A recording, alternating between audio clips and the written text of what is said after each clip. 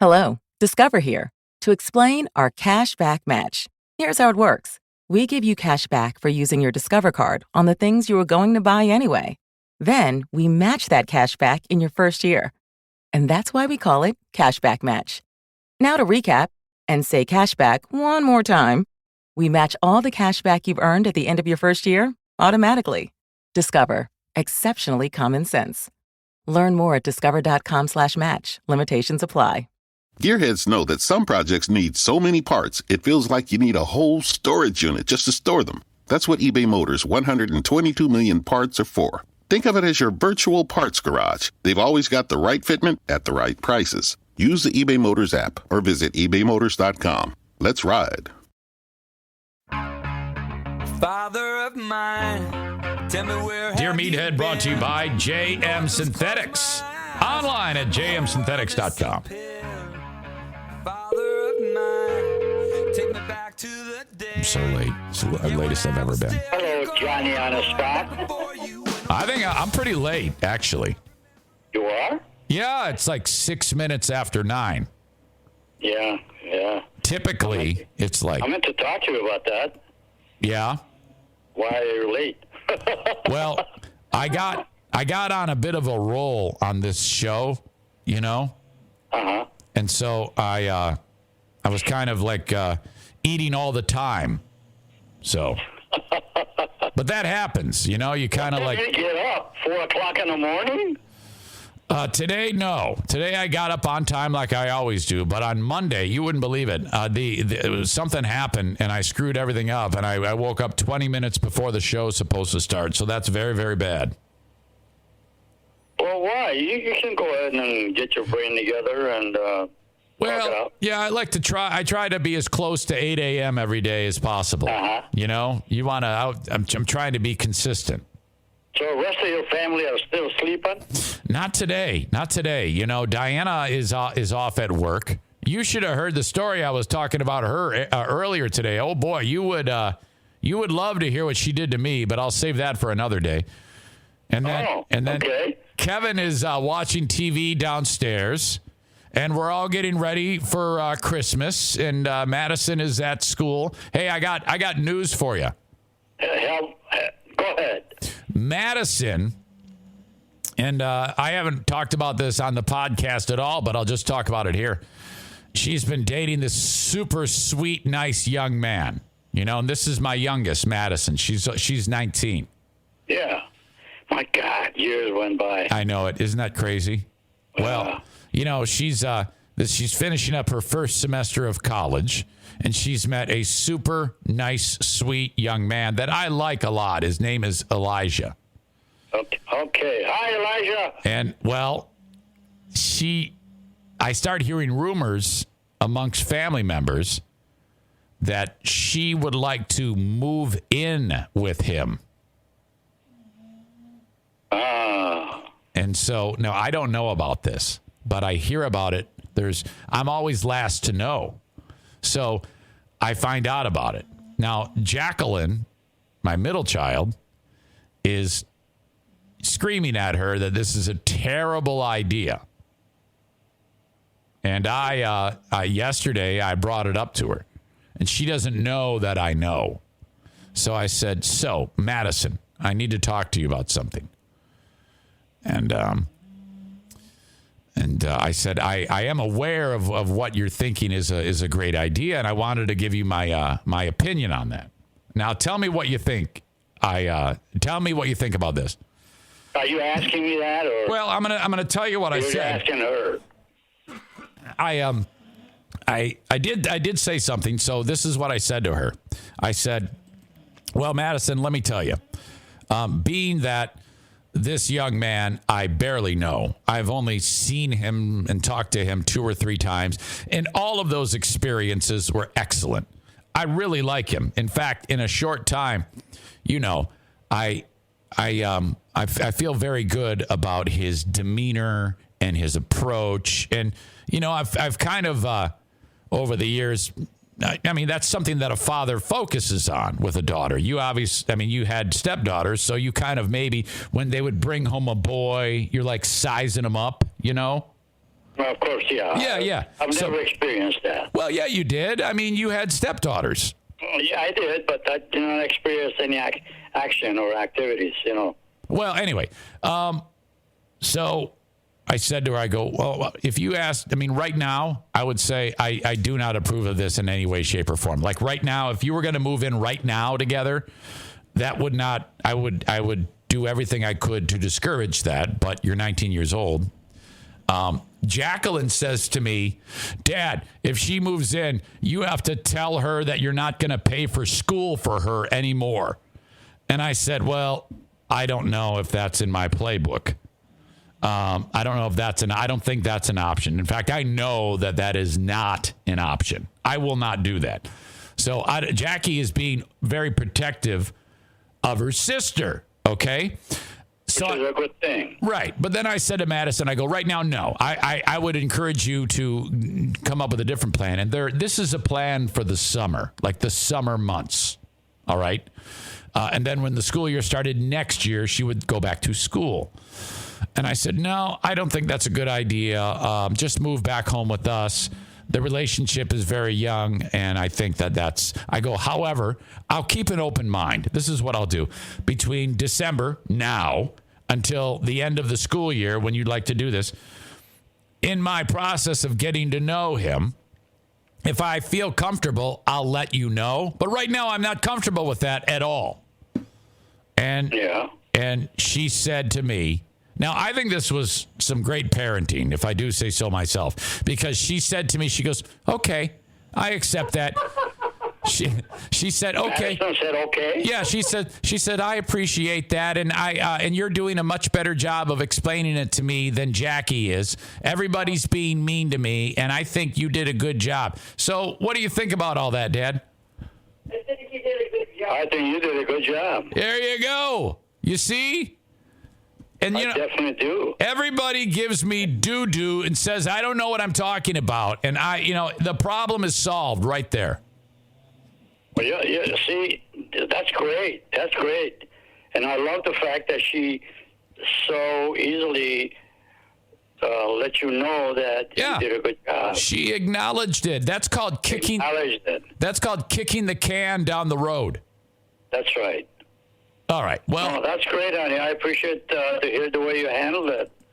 Well, good. A father can't go ahead and force an opinion on I would say, adult child. Correct. And that's adult person. I can't even use the word child. Yeah, and that's, you know what? Honestly, that whole becoming an adult thing has made parenting quite easy, frankly, because.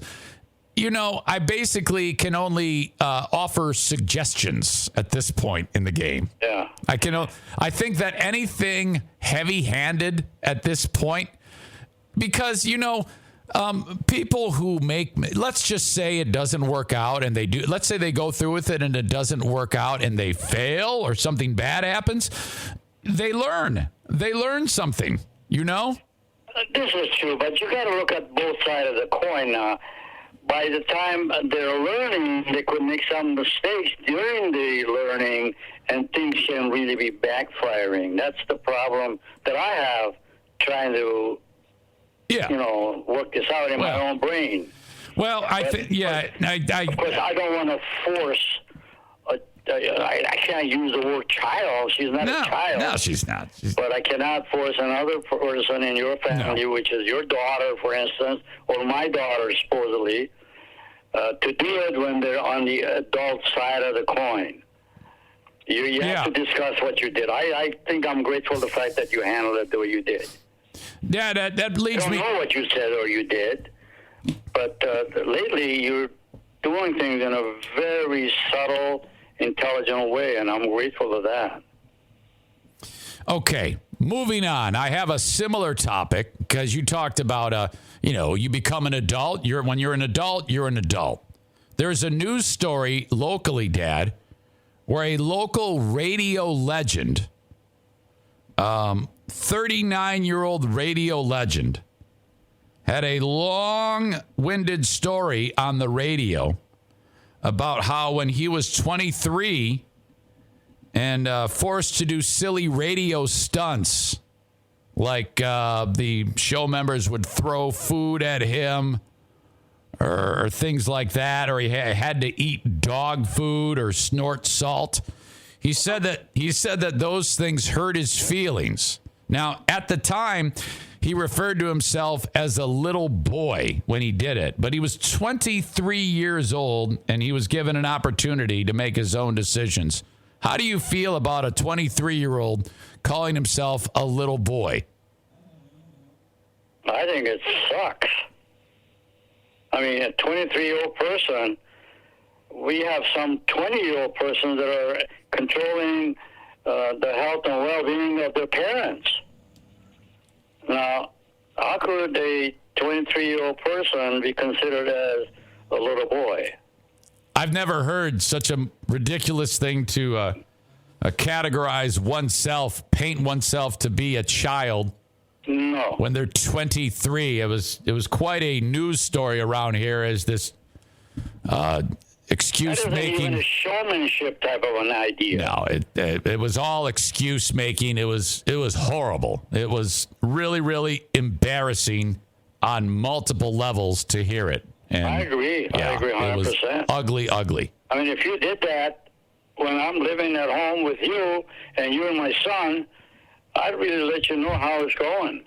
So you're suggesting that if I'm 23 years old and I don't like the way I'm being treated, and I said to you, look, Dad, I'm a little boy, you would probably... I'd kick him in the ass. Little boy, go out there and take care of yourself then. A 23-year-old person is not a little boy. No, of course not. It's embarrassing to suggest that.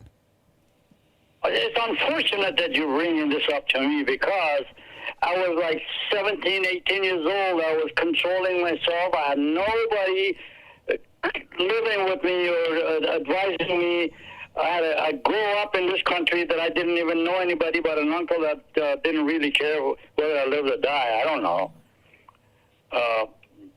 So, I mean, unfortunately, I'm connecting that to my own life, okay? A 23-year-old person is pretty damn much, I would say, an adult. Well, I would say an 18-year-old is an adult, and when they make those adult decisions, that's how they learn from it. This same... No, I like what your opinions are. This same wounded soul then proceeded to talk about all of the bad things that have happened in his life that it suggested have made him a terrible boyfriend. You know, like that whole excuse-making thing. Have you ever encountered somebody who's constantly blaming the world for their problems?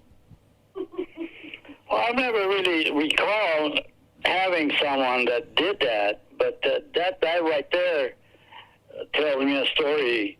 If something is bothering you, if you got a headache, you take an aspirin. If something is bothering you through a friend, I'd get away from a friendship. All right. Very good. Okay, Dad. Moving on.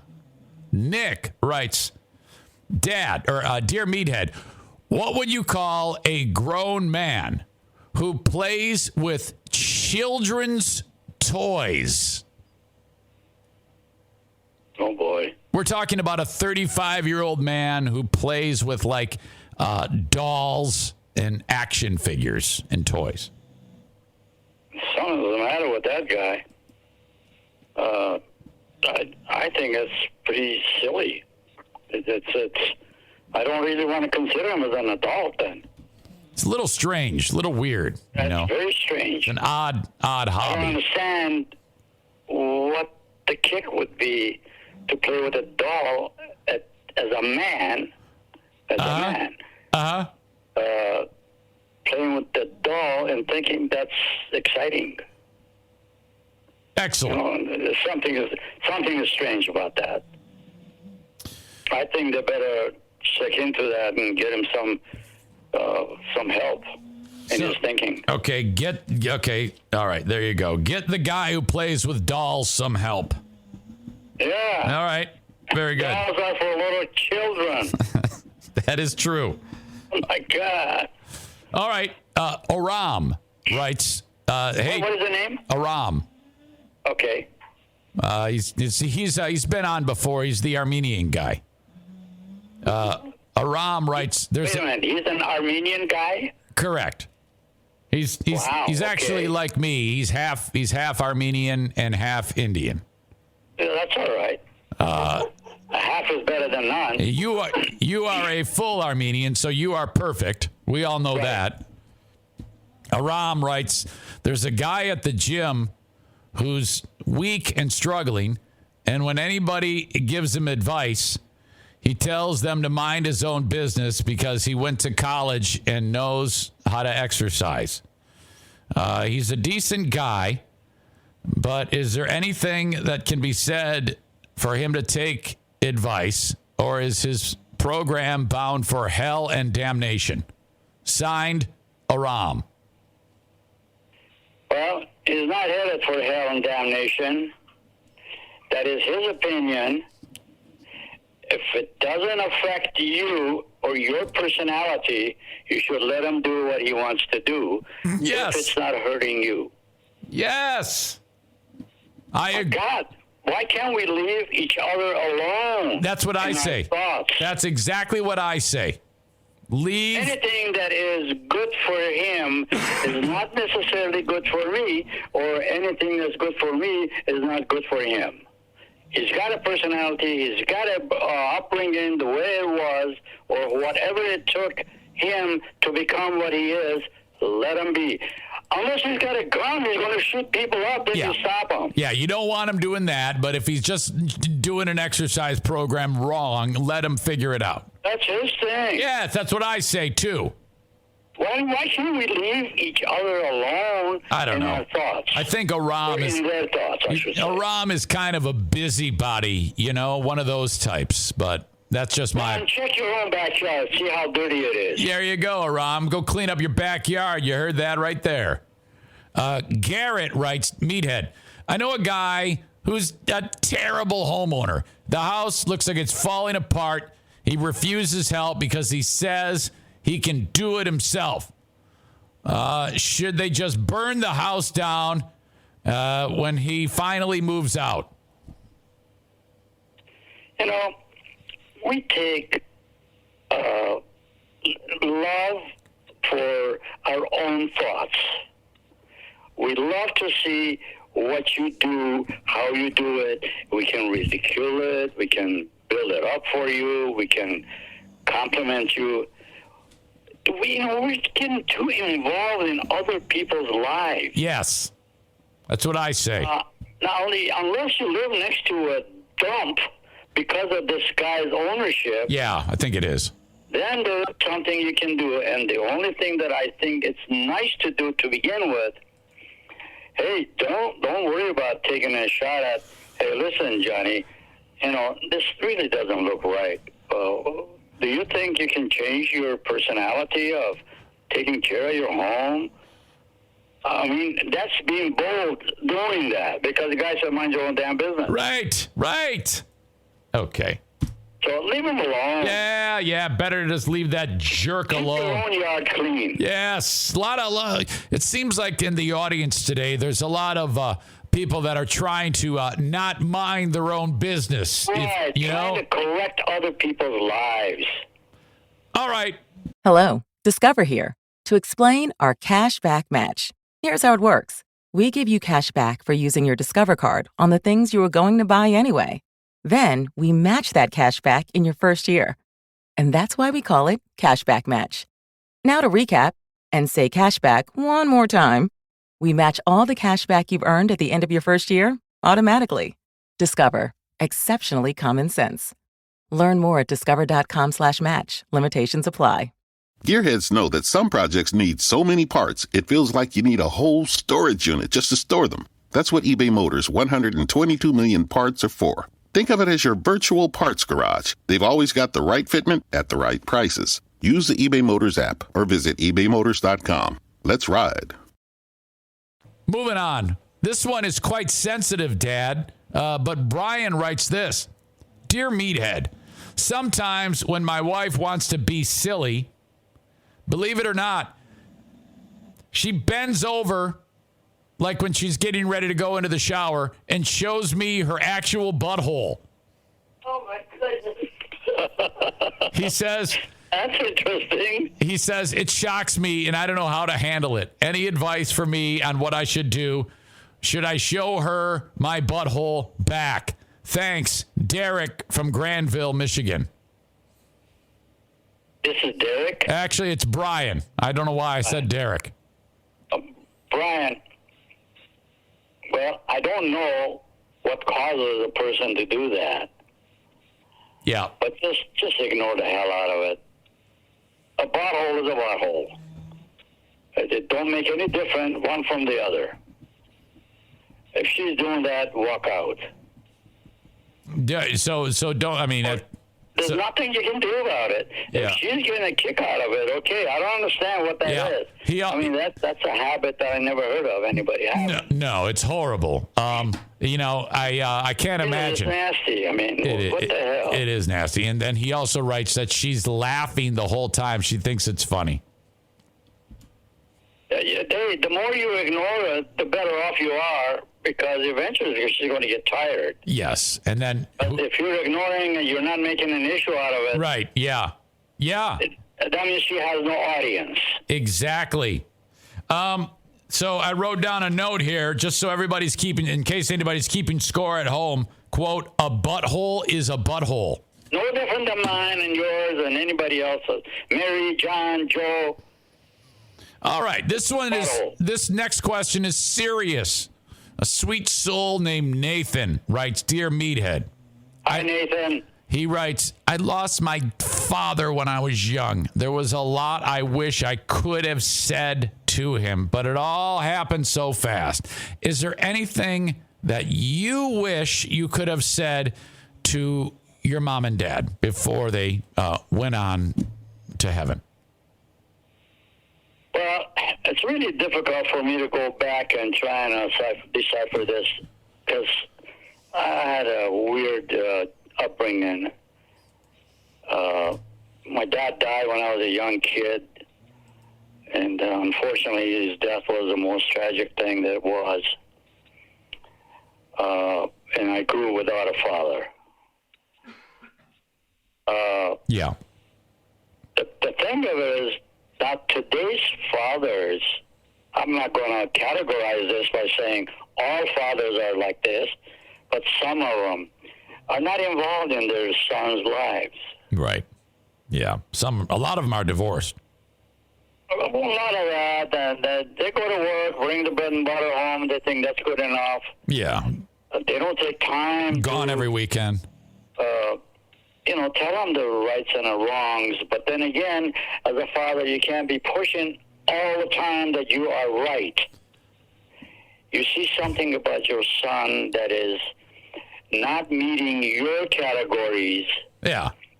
You have to find a way to describe things to him differently other than, hey, listen, when I was your age, no, that sucks. Would you possibly say to your father, Dad, why was it such a big deal that I was playing with the headlights on the car? Remember you told me that story? No, that I couldn't have done that. Didn't he go bonkers because you were yes. playing with that? I almost killed my son, my brother. This guy, he was a little bit of a hothead, wasn't he? He was not just a hothead. He was I don't know this, but I believe he was some sort of a military guy. Okay, and Mom never really, He always dressed like it. Correct. Now, you were the age that this... I was my God, 9 years old, okay, 8 so years old. 9 years old, no memory. And I have no memories, but I do know one thing. We live right next to a river that had a bridge crossing it, and the police department was across the street from my house. Yes, I remember you discussing that with us, and I also remember... My father picked my brother up in the air with his arms. He was going to throw him in that river. What? I mean, this was a heavy-duty river. It was time of the year that the mountains released their snow melt. Right, yeah. I mean, ton of money coming down. Yeah. And then I don't know how this policeman, which is living across the street from me, he's an armed guard, by the way. Right. He left his rifle there and ran toward that bridge, which is about 20 feet away from him. Right. Grabbed my brother out of his hands. And now my dad was I remember him, was a pretty big guy. Okay. So essentially, the guy would not retaliate. And he saved his life. He would have thrown him in the river. So what you're telling me is, Grandpa was so tightly wound, he was going to kill Uncle Garo. Yes. What? He was going to throw him in the river. And that's, it's remarkable because this is a perfect example of why you don't do crazy stuff in front of your kids, because you're going to be, because you're 87 right now and you can still picture this. God. It's traumatic. I never forget that. This is why you don't do crazy stuff in front of your kids, because you go down in history, you go down in flames as a lunatic. Years later, Absolutely. Oh my God! Can I believe? No. I know. Unfortunately, my brother died before his time, right? As well, But he would not live to be the year that he lived long enough to die. Yeah. Now in Iran, it was a different time. This is in probably the 1940s when this happened. Yes. Because you were born in what, 34? 1934. Okay. So we're probably talking about 1940 or something like that when this happened, ballpark. I wonder what, and that's a law enforcement representative who had to stop Grandpa from killing Uncle Garo. What does he do? Oh, nobody even checked with us. I had to arrest you for doing that. Are you telling me they don't care? There's no follow-up or anything? They don't file them? Well, what do the cops even do there? Nothing. He just took him out of his arms and put him down. And, of course, he was scared out of his wits. Yeah. All because we didn't get the bologna to my father on time out of his car. Yeah, that was the same incident with the windshield wipers and the headlights. You guys, he told you to go out into the car, get the bologna out of the glove box. We started screwing around with the headlights, with the horn. Right. You got distracted. Like that, You get distracted playing with the gadgets on the car. He comes out and goes cuckoo bananas because and he was late for his what did I say, drink? Something. Maybe. What did I go for? That's bologna. All because of bologna. All because of the bologna. Oh my God, that is an incredible story. Can you believe all these years went by and I have not forgotten the story? Well, that's why that's trauma. That's when a person has something horrible happen, like witness that, or get paintballs shot at you repeatedly while you run down a road. That's trauma. That's horrible. Yes. But of course, for some reason or other, we got over it. Yeah, and you picked up the pieces. You didn't whine. You didn't cry. We didn't remember the next day. Hey, I was so little that I had to hide under my mom's skirt because he was looking for me. Oh, After he took God. care of him. Thank God Grandma was a tough cookie, Oh, she was a loving woman. Yeah. She really was. Oh, I can't imagine him coming in the house and explaining to Grandma, we got one less child. I just threw one in the river. God. Can you imagine the reaction when he said that? I wonder. My God, I cannot believe that. Did the cop fill Grandma in on the details, or did he just did no? No, nobody found anything about it except I was scared out of my wits. What a scene growing up. I ran in the yard. I was sitting in the yard at a big table playing cards. And my mom was there, and she knew I was scared for some reason or other because she knew her husband. Oh. She stuffed me under her skirt. Oh, man. Her apron. Yeah. If you'd have been under her skirt, that would have been. I would have been busy. Yeah. Oh no. Oh. Yeah, that would have been weird. You'd have been like, "What's that?" That's my other kid. Just lived there for all his life. What is that thing? That looks. That's weird. That's a weird thing there. Okay. Oh my God. All right, Dad, you are the absolute best. I'm going to close with this one. Dean writes, should we send the school shooter and his parents to the island? Please embellish. Anyone that takes a life or destroys someone, another life, got to go to the island. You're darn right. And those, oh, man, I haven't talked to you. Last time I talked to you, I don't think we got into the parents, but the parents, you've been following how much of a disaster those two are, right? Oh, yeah.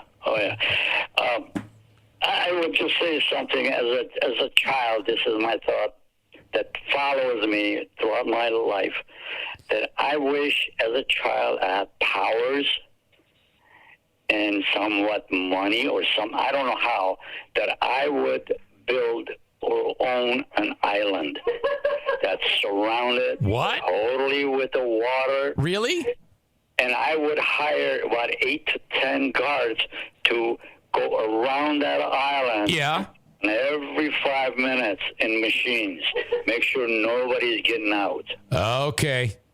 And I will send all the heavy-duty criminals out there with whatever they got on them, nothing extra, and occasionally we'll airdrop a bunch of food. Yes.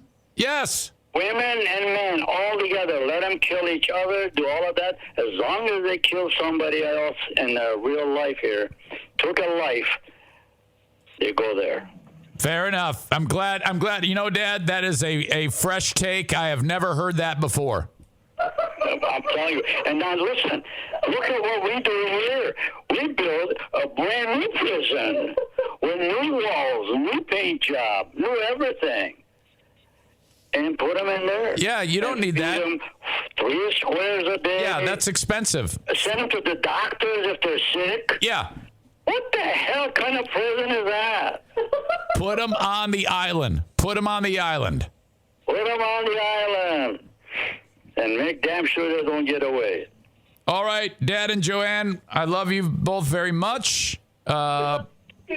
Hopefully we... Love you too. I have a comment to make. Please do. I just hope that people that are possibly listening to this broadcast here don't take it to them on their own accords that, hey, there's something the matter with me, and they're trying to do away with me. You know, what? They hate my guts for talking the way I do. No. I don't think you have anything to worry about. You are probably one of the most beloved people in their lives. They have, oh boy. Thank you. No. They love you so much. Okay. Well, I care for them, so I have no malice, no nothing in my mind or in my heart. And they're our audience. Well, good people. I've said this before. It's an art form when a person can actually express themselves and just say what's on their mind. It needs to be, that whole thing needs to be not stifled in any way. It needs to always be true. I don't mean any malice, but these are the things that are happening in my life. So Correct. And if anybody has a problem with it, that's their own problem. Yes. You and I cannot control, or I guess the old saying is, what people think about us is none of our business. Well, this is true. You know? I'm hoping that I'll never have to see him or face them in real life. I would love to face anybody who disagrees with me, but typically disagreement, yes, but the strange way of disagreement is something I don't want to get involved in. You know, typically people who disagree with me, Dad, you know what they do? This is hilarious. They go on websites and they anonymously, with no repercussions, rhyme or reason as to who they are, no way to find out who they are. And then they say horrible things about me and my family. And I see that every day of the week. Wow. Yeah. And none of those people would ever approach me or say it to my face or even send me an email for fear that I would find them out. It's hilarious, actually. Good. That's good. As long as they deal with look at the stuff that I deal with, by telling you the things that I do. That's just not an acceptable thing to say openly, but it's reality, so we say it. Are you saying people that you've gotten blowback and people are picketing your house? No. Yeah, no, not picketing or nothing, but trying to throw a rock at me or something. Oh, I don't believe it. Do you remember?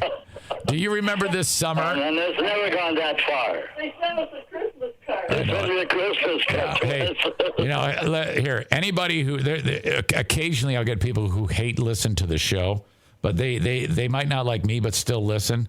But you are beloved. You have no issues. I can promise you. I got nothing but love for me in my heart for all of the people that and I do too. I do too. Make comments on. Sometimes my views and takes on the world get misconstrued, but it's always done to either get a reaction or a laugh or engage someone. Even if I even have to engage someone in a way that makes them frustrated with me or angry, that's still okay. That's my job. My job is supposed to stir them, either happy, sad, glad. It doesn't matter. As long as there's some emotion that can come out of them, then I've been successful. Well, by all means, I really would not object to anyone expressing an opinion that, hey, what I said or I did was wrong. Well, that's their opinion, and I'm not going to argue the point with them. I said, well, that's your opinion. Let's let it go, Yeah. Okay. Well, that's it. That's it. I love you so much. I love you so much myself and your beautiful, beautiful family, and give them my love. And that one daughter that's taking on Madison, correct. No, Maddie, taking on a new baggage. I don't know. I think she should stay home for a while. Dad, as of right now, I agree with you, and I gotta write this down so the next time I see her, I can say, "Hey, Madison, are you taking on some new baggage?" Wait, that she is. Now she's got to cater to somebody else. Yep. Instead of catering to her parents. Okay, Joanne, you have a great one. I love you too. I love you too, Eric. And hug your wife for us. Well, one final note. When the discussion about the lady showing her butthole, that was Diana. Did it what? When I was telling you about the lady showing, yeah. That was Diana who did that. Oh my God. Oh my God. Yeah. I thought I heard that before. Oh yeah, Now that you bring that up. Yeah, I'll be minding my own business, whatever, making dinner. I turn around and there's a butthole there. Just the other day. Oh, that's funny. Hey, Joanne, maybe you ought to give it a try. No, don't do it. Don't do it. I didn't want to think about it. Okay. Okay, guys. All right. Love you guys. I'll talk to you later. I'll talk to you later. Love you. Love you too. Bye-bye. Bye. And the cat's in the cradle and the silver spoon. Little boy blue and the man on the moon. When you're coming home, Dad, I don't know when. But we'll get together.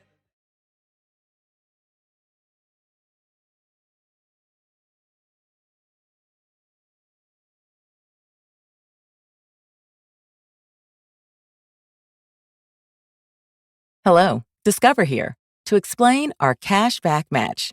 Here's how it works. We give you cash back for using your Discover card on the things you were going to buy anyway. Then we match that cash back in your first year. And that's why we call it Cashback Match. Now to recap and say cashback one more time. We match all the cash back you've earned at the end of your first year automatically. Discover. Exceptionally common sense. Learn more at discover.com/match. Limitations apply. Gearheads know that some projects need so many parts, it feels like you need a whole storage unit just to store them. That's what eBay Motors' 122 million parts are for. Think of it as your virtual parts garage. They've always got the right fitment at the right prices. Use the eBay Motors app or visit ebaymotors.com. Let's ride.